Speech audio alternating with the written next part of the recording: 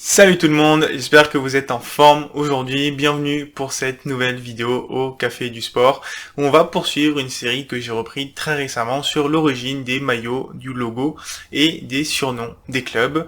Après un premier épisode sur un club français, mon club de cœur, le FC Nantes, je vous invite à découvrir les origines du maillot, logo, surnom d'un autre club très historique de France, peut-être le plus historique, le plus populaire. Je parle bien sûr de l'Olympique de Marseille. Donc, l'OM a été créé sous le nom de Football Club de Marseille par René Dufort de Montmirail en 1899, quand la création du cercle Football Club a été reconnue par la préfecture des Bouches-du-Rhône. Donc la même année, 1899, le Football Club fusionne avec la Société Sportive de l'Épée et donc devient l'Olympique de Marseille à la fin de l'année 1900. Mais alors, pourquoi Olympique ? Tout simplement parce que c'était un club multisport. À l'époque, il y avait de la boxe, de l'escrime, du rugby, du football, etc. Et il y avait également un lien avec les premiers Jeux Olympiques tenus en 1896. Et enfin, ça renvoie à l'Olympe et aux racines grecques de la ville de Marseille, qui avait 2500 ans à l'époque. Alors, ce qu'il faut savoir, c'est que le Football Club de Marseille avait en fait été créé en 1897, 2 ans plus tôt, et en fait, on le sent via la différence de maillot avant et après 1899. Avant 1899, pendant 2 ans, le maillot du Football Club de Marseille était noir avec une étoile mauve frappée des lettres FCM, et à partir de 1899, le maillot est majoritairement blanc, en lien avec la pureté de l'olympisme prôné par Pierre de Coubertin. Il y a un autre argument qui circule, c'est que c'était plutôt économique, faire des maillots blancs c'était moins cher que des maillots colorés, je sais pas à quel point cet argument était vrai pour le coup. Au niveau du short et des chaussettes, ils étaient initialement de couleur noire de 1899 à 1920, en hommage au Football Club de Marseille qui avait des couleurs noires, puis en 1920 on est passé sur des chaussettes, des shorts bleus et blancs principalement, jusqu'en 1986 où les chaussettes sont passées blanches pour redevenir bleues en 2015. Au niveau du maillot extérieur, pas forcément grand chose à dire, ça a longtemps été un bleu foncé, puis du bleu clair, puis en ce moment c'est du bleu foncé, voilà, on est surtout sur du bleu. Au niveau des équipementiers, l'OM va commencer avec le Coq Sport avant de passer sur un long partenariat avec Adidas qui sera resté 42 ans. Au total, ils vont notamment s'arrêter en 1994 suite à la rétrogradation du club, puis revenir, et depuis 2018, l'équipementier de l'OM c'est Puma. Le premier sponsor à apparaître sur le maillot intervient en 1971, c'était But, puisque le journal appartenait à Marcel Leclerc, qui était président de l'OM à l'époque. Et pour l'anecdote, avec Nîmes, l'OM est le premier club à avoir fait apparaître un sponsor sur son maillot, à jamais les premiers. Ensuite, on a connu tout un tas de sponsors pour l'OM, RMC, Panasonic, Zoo de Marseille, Speedy, Alain Flelou, et encore plein d'autres. Et donc depuis 2018, c'est Uber Eats, le sponsor principal de l'OM, même si on peut observer sur leur maillot actuel, notamment Hotel.com, un petit peu moins gros. Alors je vous mets en description quelques liens pour suivre un petit peu l'histoire des maillots année après année du club. Mais ce qu'on peut retenir, c'est que pour le maillot principal, jusqu'en 1971, il était blanc avec quelques modifications sur le col du maillot, blanc ou bleu. Puis avec l'arrivée des équipementiers et des sponsors, les maillots ont beaucoup plus bougé. On a vu arriver des nouvelles formes sur les maillots, notamment des rayures verticales ou diagonales, ou encore des rayures sur les manches. Tant qu'on en est sur les anecdotes et les controverses, autant parler du troisième maillot de l'OM qui lui pour le coup a eu quelques controverses. La première date de l'année 2000 où c'était la première fois qu'il y avait un troisième maillot à l'OM, et donc c'était un maillot jaune et bleu à l'occasion du centenaire avec le sponsor principal Ericsson qui n'a pas du tout été apprécié, qui n'a pas été conservé très longtemps.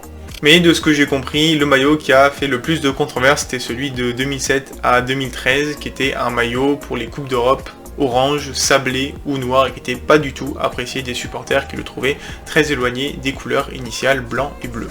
Et allez, si je dois citer un maillot de légende pour moi à l'OM, vous me le confirmerez dans les commentaires, c'est celui de la saison 93 avec la victoire en Ligue des Champions. Un maillot blanc avec 3 bandes bleues, un écusson, Adidas au niveau du col, pas de sponsor et une victoire en Ligue des Champions. Voilà, un de mes maillots préférés personnellement, vous me le confirmerez. Allez, maintenant on passe au logo, il y a pas mal de choses à dire également. La première version que j'ai trouvée date de 1899, donc c'est un logo qui s'inspirait du sceau personnel de René Dufort de Montmirail, le fondateur du club, avec un monogramme, avec un D et un M entrelacés. Au niveau des couleurs, c'était assez logique, blanc et bleu, les couleurs du club et de la ville. Il y avait également l'inscription droit au but qui était la devise du Football Club de Marseille à l'époque. Cette devise elle disparaît de 1935 à 1986 pour des versions du logo Art déco, et le D d'ailleurs va devenir un O pour coller un petit peu plus aux initiales de l'Olympique de Marseille, des logos qui vont pas forcément dater dans l'histoire du club. Néanmoins en 1944 c'est la première année où le logo apparaît sur le maillot, il va redisparaître ensuite en 1955 pour réapparaître sur le maillot en 1981. Quelques années plus tard, c'est 1986, l'arrivée de Bernard Tapie à la présidence du club, et il va prendre le risque qu'il va payer de changer de logo, qui va d'ailleurs changer 4 fois en 4 ans. Voilà, c'était pas forcément courant quand on prenait la présidence d'un club de changer le logo directement, mais c'est ce qu'il a fait. Et donc on revient sur un logo avec un O et un M croisés en bleu et une bande blanche qui traverse le logo avec marqué droit au but. On va noter une petite modification et non des moindres en 1993, suite à la victoire en Coupe d'Europe des clubs champions de l'OM, une étoile dorée est rajoutée au-dessus du logo. Enfin, en 2004, l'agence marseillaise Encore nous sort le logo qui est encore utilisé actuellement et que je trouve honnêtement très sympa. On garde encore une fois le O et le M entrelacés en bleu. Le droit au but sort de la bande pour s'inscrire tout simplement en bas du logo en doré avec l'étoile dorée qui est conservée juste au-dessus, donc c'est un logo qui aura bientôt 20 ans. Mais au fait, pourquoi droit au but? Je vous disais tout à l'heure que c'était la devise du Football Club de Marseille, plus exactement c'était la devise du club de rugby du Football Club de Marseille, et qui a été conservée donc par René Dufort de Montmirail, et il y a la légende qui dit également que c'était la devise personnelle de Marguerite, sa fiancée.